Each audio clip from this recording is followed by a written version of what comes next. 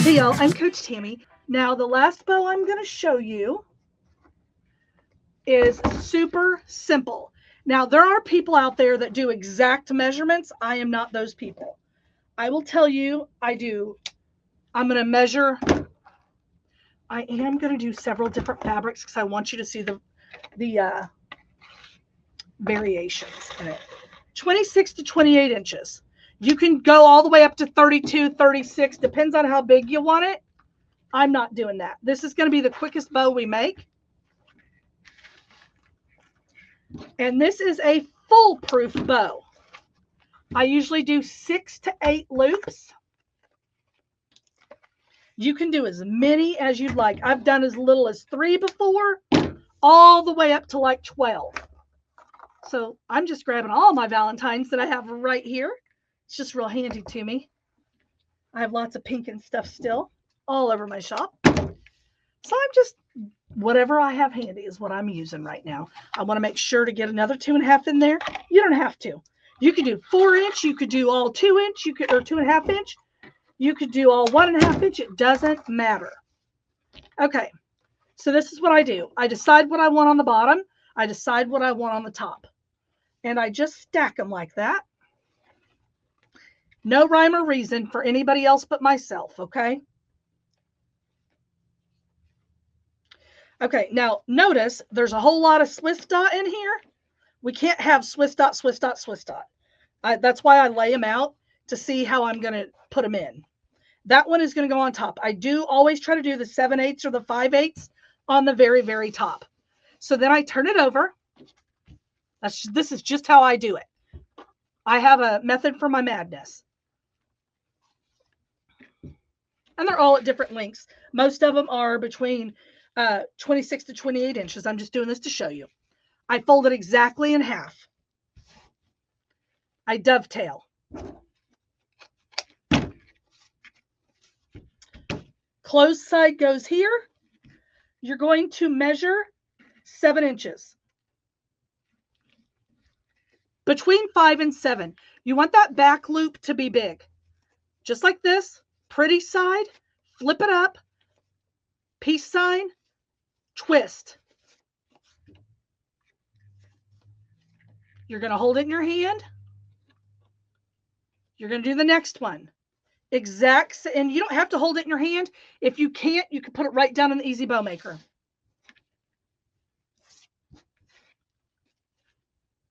Now, here's the other kicker. You can either put them all like this, or I like to do them like this after I do my loops.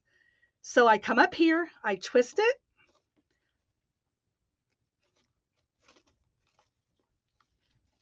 Now, after I do that, I grab it and I turn it upside down. It's just something I've always done. Again, about 7 inches. Pinch it. So I always say, grab her neck, fluff her hair, kick her leg out, and twist her booty around. That helps me to kind of jog my memory as to what I need to do. I fold it in half. Now, my hands are too full now to start dovetailing. We'll do that at the end. You can do this upside down if you'd like. You can. It's a little bit more challenging. I always do it this way and then flip it over. There's that peace sign. Now you grab that and you turn it on its, just like that. Looks crazy right now, right? It won't. Okay, we're going to do that side. You can have all different loops or very similar. I'm doing all about 6 to 7 inches. Now this one, I am going to do the same way. I usually do 2 the same way because I want it to be on the top and I want it to be the way I have it. All right. You can use a zip tie or a Chanel stem, whatever you have, or y'all, I only had ribbon when I first started. So if you need to tie it off with that, you can.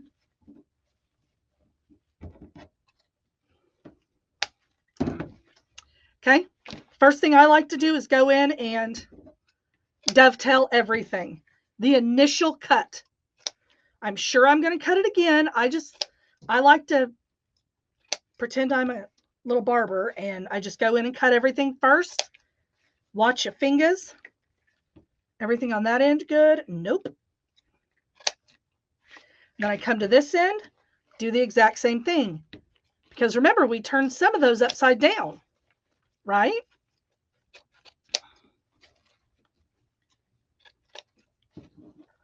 Okay. I got all these dovetailed. Now, all you have to do is start at the back and just start growing your bow.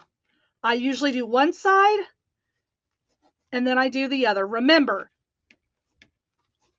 if your tails are perpendicular, everything will be fine. So here's a loop.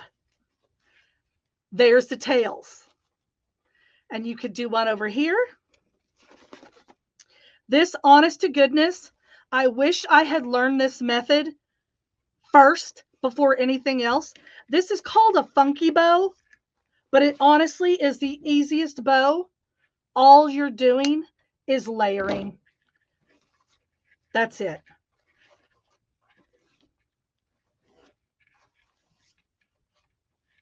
But I did some upside down and some right side up.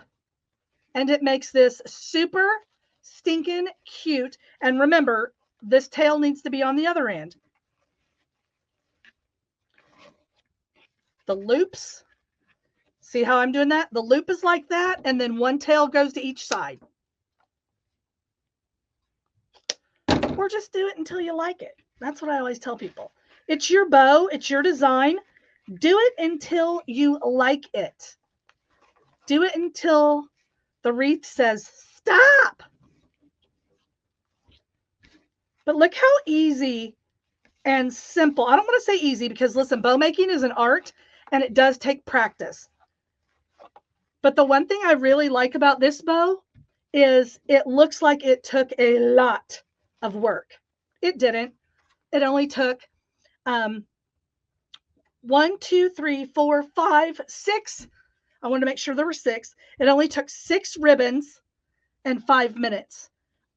Now, I could do this in less than a minute once you start practicing. So there you have it. That is called a funky bow.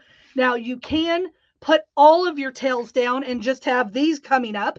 I've done that before, but I like to cut some of the tails shorter and use them as streamers. I think it's super fun to do that. Now, this little guy here, he's bugging me a little bit, so I'm going to cut him just a tad bit shorter. I don't like for my bows to come off the sight line, and I also like to warm that. I like to warm that wire up by just curving it like that. I think it looks super pretty, and to pop that bow into something. If you're taking pictures of your wreath, you better make sure that your bows are popped, because bows and ribbons catch the eye of buyers before anything. Take good pictures and make sure your bow pops. If you guys want to learn more about ribbon making or the art of wreath making, you can join us anytime over at Deco Exchange in our creative coaching group, where we teach 6 nights a week and have 7 coaches that are just itching to teach you their famous bow methods.